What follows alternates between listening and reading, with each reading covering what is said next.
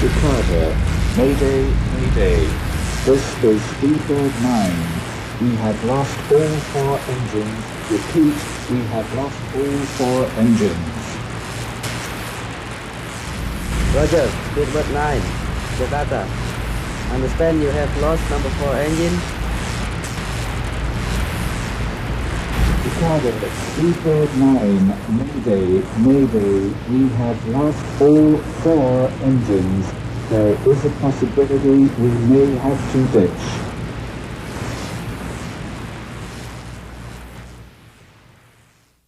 Four engines, of course, don't fail. It's something that we're told will never happen.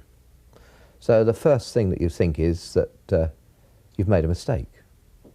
They can't have failed, so you don't believe it. Over the past several years, there have been a number of aircraft encounters with volcanic ash plumes, which have almost become flight disasters. We in the aviation industry are just beginning to understand how dangerous volcanic ash plumes can be for commercial aircraft. In this program, we will explain how volcanoes are affecting commercial aviation, take you through an ash encounter, and show you what it does to an airplane. We will see how one airline managed its operation safely, even in the shadow of an active volcano. And we will review the recommended procedures for escaping an ash plume. Volcanoes have always been a nuisance to aviation, but they came to wide public attention in 1980.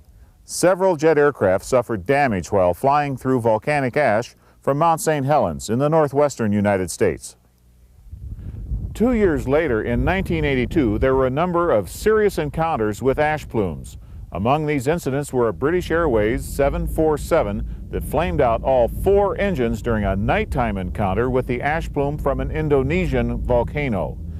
We'll hear from the captain of that flight in a few moments. 2 other 747s experienced engine problems during similar ash encounters in Indonesia, one in 1982 and another in 1985. In 1989, a 747 experienced a 4-engine flameout during an encounter with ash from Mount Redoubt in Alaska.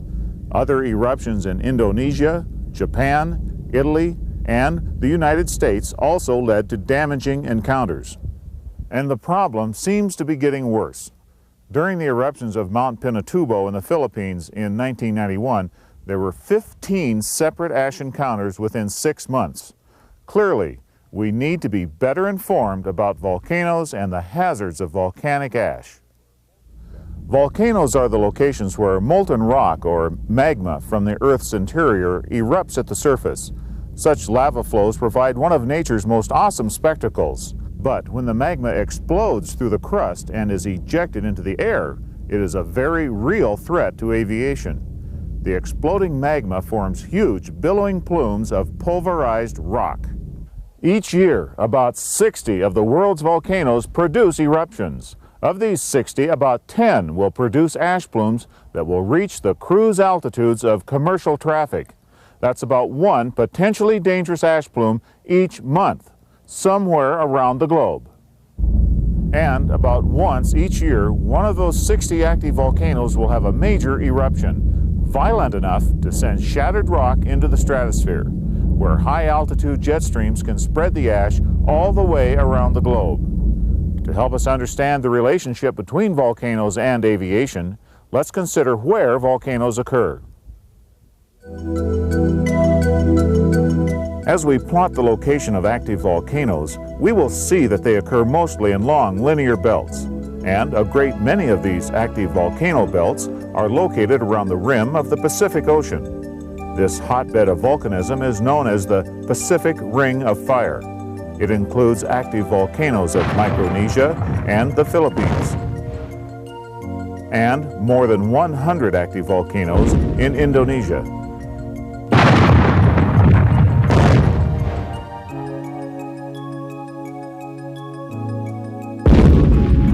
There are many volcanoes in Japan, along the Kamchatka Peninsula, and among the Aleutian Islands of Alaska. There are also active volcanoes in the Cascade Mountains of the western United States. and a great many volcanoes in Central America and all the way south through the Andes Mountains in South America.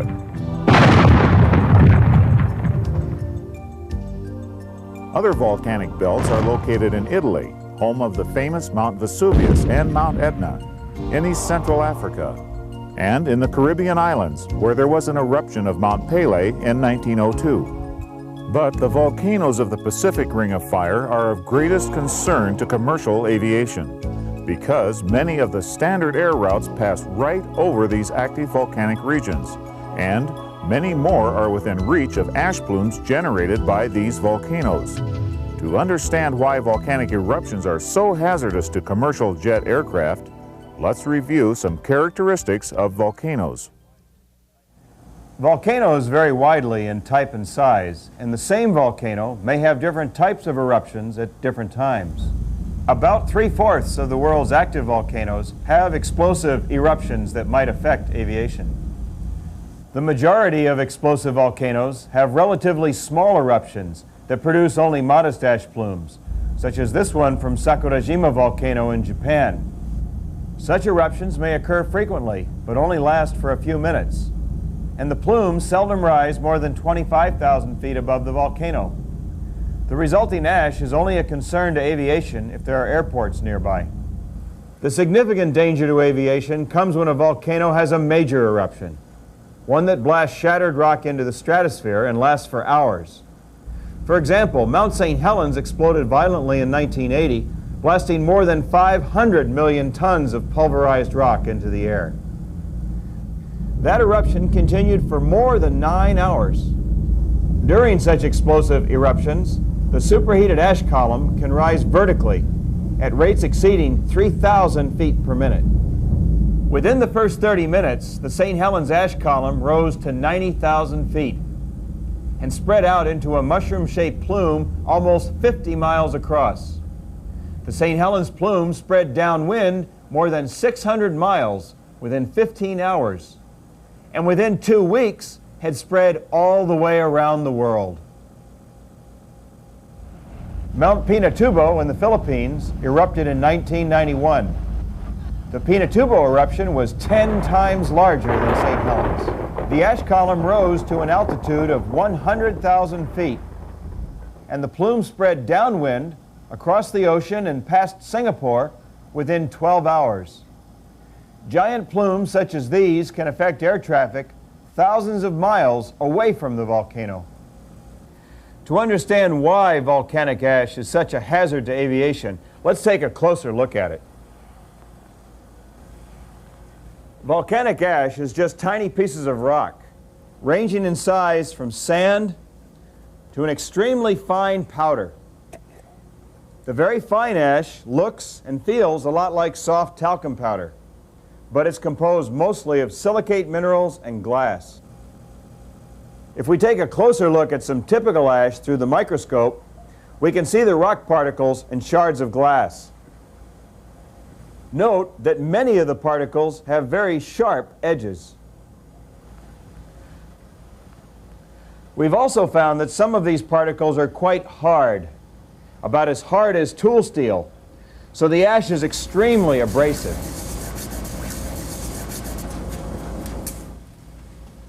And here's another surprise. If we heat the ash up to about 600 degrees Celsius, it melts. This glass paperweight was made entirely from melted St. Helens ash. The important message for pilots is this: don't think of an ash plume as just another weather cloud. If you fly through ash, the airplane will be damaged. The ash very quickly pits all leading edges, including the landing light lenses and windshields. Here's a windshield out of a 747 that flew through an ash plume for less than 5 minutes. The left side of this windshield is pitted so badly that you can't identify anything through it. Losing forward vision is a problem, but a more serious problem is losing thrust. Volcanic ash damages jet engines, and the damage can occur very quickly. The abrasive ash erodes the compressor blades, which degrades performance even if the engine doesn't flame out. The higher the thrust setting, the more rapid the erosion. The fine ash quickly fills the cavities in the engines, compacting into hard deposits that choke airflow. The buildup of ash in critical areas restricts airflow and causes an increase of back pressure in the engine. The ash also plugs guide vane cooling holes and causes coking and partial plugging of the fuel nozzles. The plugged air vanes restrict atomization of the fuel. If combustor temperature is hot enough, the ash melts and accumulates as glassy deposits. It is important to understand that engine combustor temperatures at thrust settings above idle can be hot enough to melt the ingested ash. Here are typical combustor exit temperatures for a high bypass jet engine. If we superimpose the melting temperatures of volcanic ash, it is apparent why ash melts at higher thrust settings. Actually, the melting temperature of ash depends upon particle size. Particles smaller than about 50 microns will melt even at flight idle. About 75% of particle mass in an ash plume is larger than 50 microns and therefore below melting temperature at flight idle. The combined effects of blade erosion and restricted airflow cause engine surge and very quickly engine flame out. And the ash-clogged fuel nozzles will make the engine very difficult to start. In addition to engine damage, the fine ash clogs oil filters, plugs the pitos, enters the bleed air system, and contaminates the fuel tanks. To better appreciate what happens when a jetliner enters an ash plume, let's consider an actual incident. On June the 24th, 1982, I was captain on the BA9 from Kuala Lumpur in Malaysia to Perth in Western Australia, Boeing 747-200, Rolls-Royce engines. Well, it was an absolutely normal flight up, and we'd had our dinner and we got out across the Indian Ocean. I looked on the radar, nothing ahead, and I left my seat to go back to the toilet. And I hadn't been down the stairs hardly when I was summoned back up on the flight deck. And as I ran up the stairs, I saw smoke, or what appeared to be smoke, coming in around the floor inlets. And I rushed up on the flight deck, and the other two, my flight engineer and my co-pilot, were in fact watching a beautiful display of St Elmo's fire. But this St Elmo's fire began to develop and develop. And then the first officer looked back and he said to me, "You look back in your engines and tell me if there's a bright light in there." And I looked back, and sure enough, it was like a magnesium flare burning behind the fan. And then our attention was drawn back inside because the flight engineer said number 4 engine had failed. So I looked back in, and sure enough, it had failed. So I ordered that to be shut down, which he and the first officer did according to the procedure, doing the memory drills, and then he pulled out the checklist. And I know from looking at the tape since that took them 30 seconds. And as soon as he'd said that, he then said, "Number 2's gone, number 3's gone," and something like, "Oh, golly gosh, we've lost the lot." But I'll leave that to the imagination. Well, that's something. 4 engines, of course, don't fail. It's something that we're told will never happen. So the first thing that you think is that you've made a mistake. They can't have failed, so you don't believe it. I said to the co-pilot, "You send out a mayday call and I'll do the drill with the engineer." And he then started to try and transmit on the frequency that we were working with, Jakarta. And he found that he was having great trouble for 2 reasons. Firstly, they couldn't bring themselves to believe what he was saying, that all 4 engines had failed.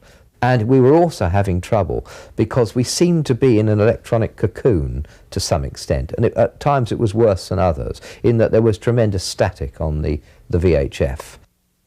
But we started at 37,000 feet, and I would think that the first full checklist we did, we probably lost 2,000 or 3,000 feet.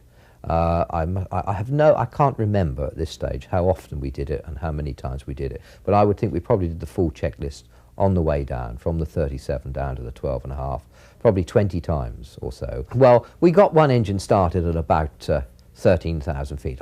It took another minute and 20 seconds to get number 3, I think it was, going, and then 1 and 2 came in with a gigantic roar about 20 seconds later. But number 2 engine then started to surge, and badly surge. It vibrated and it surged, and it boom, it went boom, boom, and the aeroplane was lurching from side to side. And I did actually think it might shake itself off the wing, so I eventually shut it down.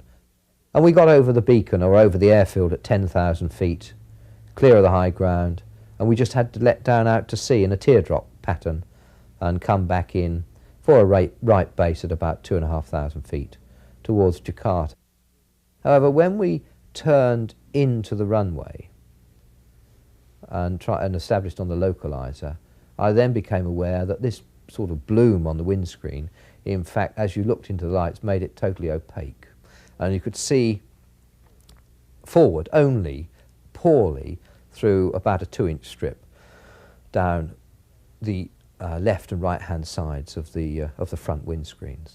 So I had then to sort of stand up, half stand up, peer round the edge, fly this aeroplane on 3 engines with a bit of rudder on, down the approach. And I really didn't sit back down in the seat properly until about 100 feet over the threshold. And I remember remarking, oh, well, we're not going to die now. And the aeroplane landed itself. It just kissed the earth.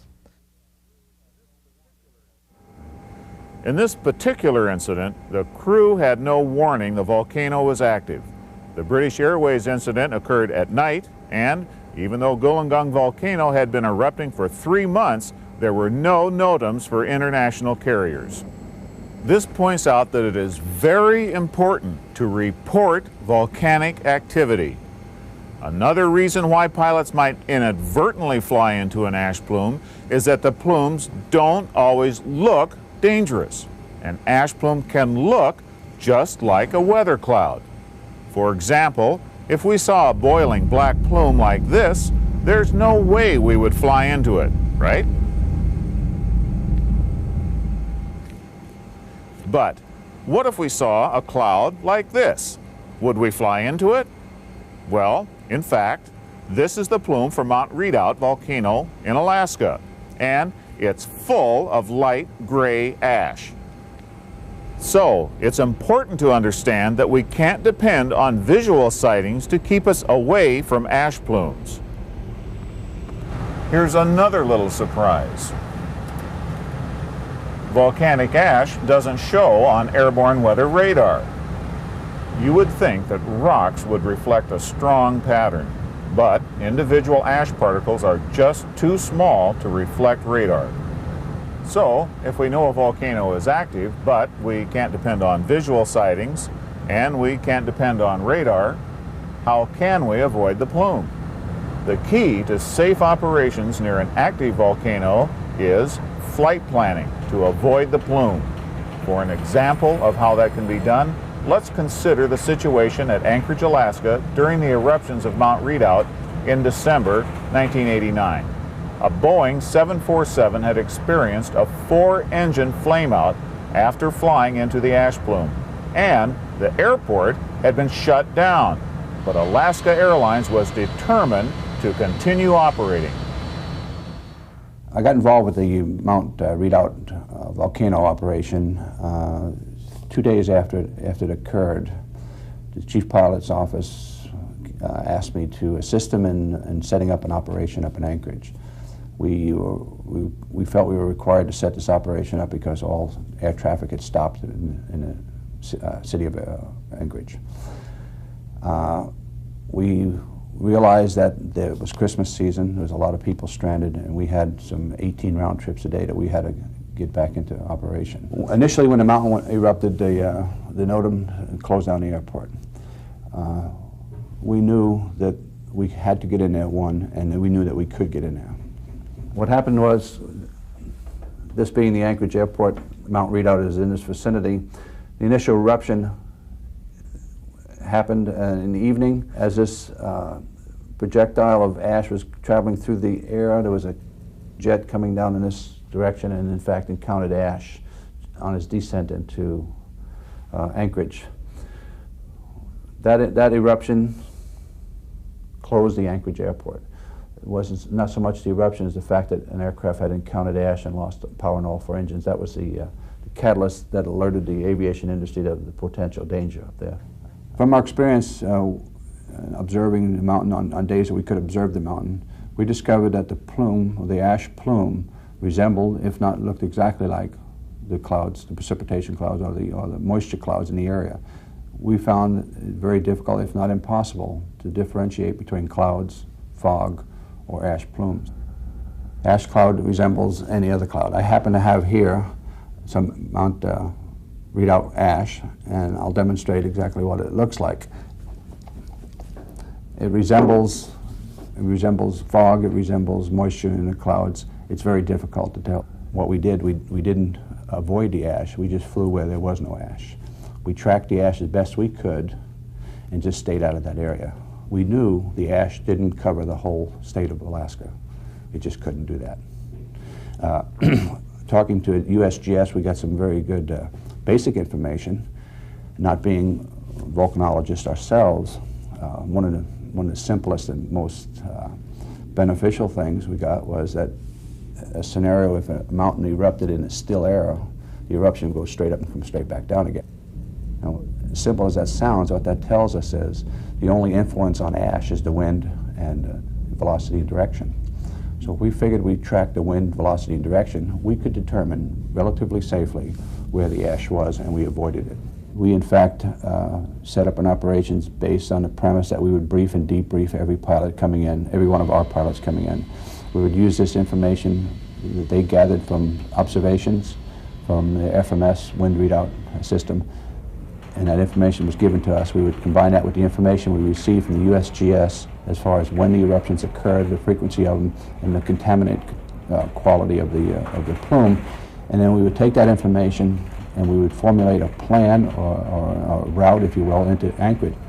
When there was a report of any kind of contaminants in the plume, we made a special effort to avoid any area where that plume would be trajected to go.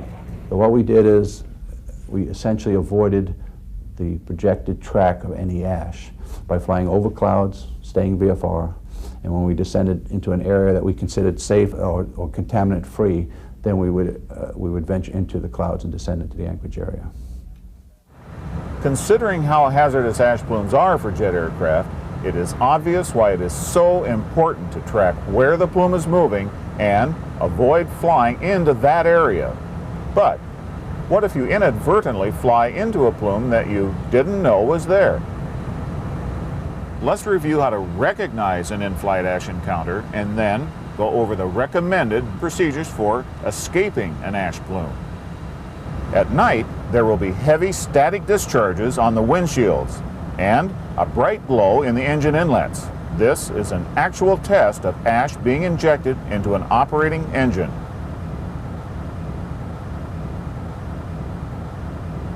Pilots have reported an acrid odor similar to electrical smoke. The smell of sulfur may also be detected. Multiple engine malfunctions may occur, such as increasing EGT, stall, torching from the tailpipe, and even flameouts. Airspeed may decrease for no apparent reason as the pitot probes become blocked with ash deposits. There have also been reports of electronic equipment overheat and cargo fire warnings. If you recognize any of the indications that you have inadvertently flown into an ash plume, it is essential to take immediate action to save the engines and exit the plume as quickly as possible. The ash plume may extend for hundreds of miles ahead. Attempting to climb above the plume is not recommended because increased thrust will increase engine damage. The best tactic is to make a 180-degree turn and fly back out of the plume. Engine damage can occur very rapidly. It may be necessary for the pilot to use emergency authority to change course and altitude without waiting for ATC approval. The Aerospace Industry Association Volcanic Ash Committee has developed recommended procedures for a volcanic ash encounter.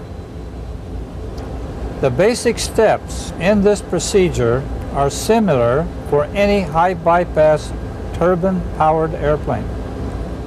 Let's review a typical volcanic ash procedure.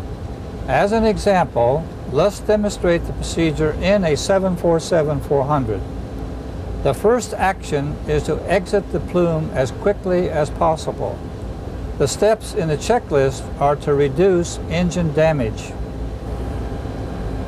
Disengage the autothrottles to prevent the system from increasing thrust, and retard the thrust levers to idle to reduce engine damage. Turn on ignition switches to provide ignition source in the event the engines flame out. For those airplanes with auto ignition or auto start, the system should be on. Turn on all air conditioning packs in high flow and turn on engine and wing anti-ice to increase engine stall margin.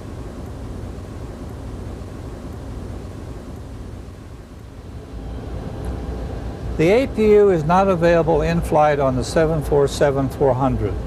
However, on those airplanes where the APU is available in flight, it should be started to provide backup electrical power in the event engine generators trip off. If engines have flamed out or are in a non-recoverable stall, or if EGT is increasing beyond limits, shut down and restart. Activate ignition to prepare for engine restart. To clear the engine from a stall or high EGT, temporarily cut off the fuel. As soon as decreasing EGT indicates the engine has been shut down, a restart should be attempted. Ash-damaged engines may not start until clear of ash and airspeed and altitude are within the start envelope. Engines are very slow to accelerate to idle at high altitude. The very slow acceleration may be misinterpreted as an engine malfunction or as a hung start, even though the engine is actually starting. As long as the EGT is within limits and the RPM is increasing, try to be patient. It may take 2 minutes for the engine to come up to speed. Monitor airspeed and pitch attitude. If airspeed is unreliable, establish the appropriate pitch attitude. Most airplane operations manuals have a chart for flight with unreliable airspeed, which provides pitch attitude and power settings to maintain a desired airspeed for different phases of flight. If all engines have flamed out and there is a loss of airspeed indications, 1 degree nose down will result in a satisfactory airspeed for engine start. Even with engines operating, airspeed may be unreliable. The INS or IRU ground speed indicator will provide satisfactory approach and landing speeds. And ground speed may be available from approach control during landing. There are also a few considerations for ground operations where ash is present. Obviously, a heavy ash falloff from a major eruption will close the airport, but there may be occasions where an airport has just a light dusting of ash, and operations can continue. To reduce blowing ash into the air, use the APU to start engines, and avoid static operation of engines above idle power. Use recirculation fans instead of air conditioning packs on the ground to prevent ingesting any ash into the air conditioning system. And avoid any use of the windshield wipers to prevent scratching the glass. During taxi, use all engines, but limit thrust to the minimum required for slow taxi speed to reduce the amount of ash stirred up. With 4-engine aircraft on narrow taxiways, avoid increasing thrust on the outboard engines.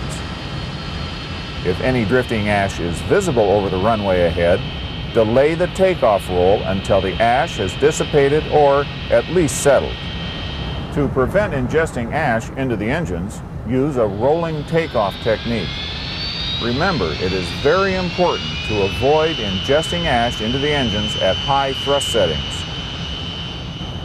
One additional concern is that volcanic ash is very slippery when wet. Volcanologists, pilots, operations planners, and traffic controllers are rapidly learning how to cooperate in reporting ash plumes. The AIA Volcanic Ash Committee is studying ways to provide better information on volcanic activity to assist pilots in avoiding ash encounters. Perhaps in a few years we will have instantaneous tracking and reporting of volcanic explosions. We will eventually have onboard ash detecting systems.